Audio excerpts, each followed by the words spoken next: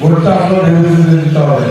এখান থেকে তারা আপনাদের আগে 100 টাকা যদি নষ্ট করেন, অন্য কাউকে দেন, তাহলে আমাদের 200 টাকা নষ্ট হবে। তাহলে যারা আমাকে বুঝাইতে হবে যে ভোট নষ্ট করা ঠিক হবে না। বিএনপি গ্রহণ করাচ্ছে, বিএনপি প্রার্থীকে আমরা ভোট দিই, আমরা সরকারের অংশীদার হই। আপনারা যদি সরকারের অংশীদার হতে চান, তাহলে দামি শিশে আপনাদেরকে ভোট দিতে হবে। এটা আমি মনে করি যে দামি শিশে ভোট দেওয়া উচিত। আপনার ভোটটাকে আরো মূল্যবান করা দরকার। এবার আসেন আমাদের সাথে কারা কন্টেস্ট করছে বা কারোর সাথে আমাদের প্রতিযোগিতা হবে, তাদের সাথে আপনাদের একটু পরিচয় লাগবে। প্রধানমন্ত্রীর কিছু স্বতন্ত্র প্রার্থী আছে। আমাদের যে ভিতরের পার্টিগুলো, ওই পার্টিগুলোর প্রার্থীরা স্বতন্ত্র প্রার্থী। স্বতন্ত্র প্রার্থীকে ভোট দেওয়া মানে হলো ভোটটা জলে ফেলে দেওয়া, পানিতে ফেলে দেওয়া।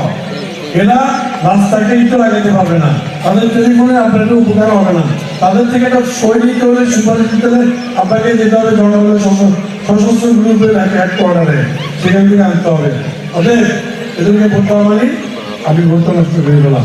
অপরদিকে জামাত ইসলাম দাঁড়িয়েছে, জামাত ইসলাম সরকার গঠন করবে না, তাহলে তাদেরকে ভোট দেওয়া মানে নষ্ট করা। জামাত ইসলাম কিন্তু ইসলাম না।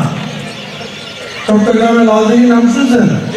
লালদিঘি যেমন লাল না, জামাত ইসলাম ইসলাম না। এরা বলত ব্যয়স্থানিক কাজে ব্যস্ত।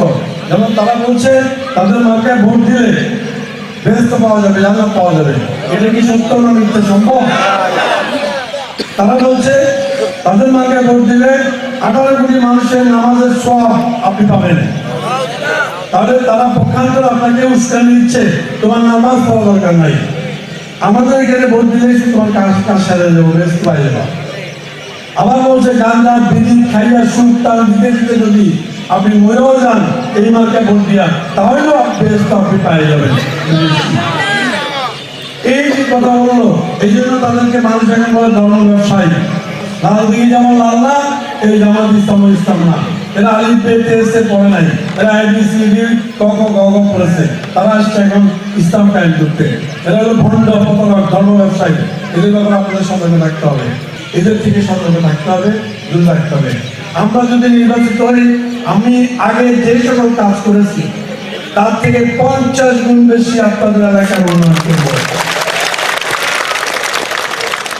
ইমাম মৌলানা মসজিদের ভাড়া দেব, যুবক ছাত্রদের জন্য প্রকল্প নেব, তারা যাতে ইনকাম করে ব্যবসা বাণিজ্য করতে পারে, নিজের টাকাতে লেখাপড়া করতে পারে। মা বোনদের জন্য আলাদা প্রকল্প নেব, মা বোনরা যেন আয় উন্নতি করতে পারে। এটা হলো এই ঢাকার কথা বলছি আমি। আমাদের মধ্যে পাহাড়ি ভাইদের জন্য প্রকল্প নেব, বাঙালি ভাইদের জন্য প্রকল্প নেব। সেক্টর ওয়াইজ আমরা বিভিন্ন প্রকল্প নিয়ে আমরা উন্নয়ন করবো মানুষের সাথে।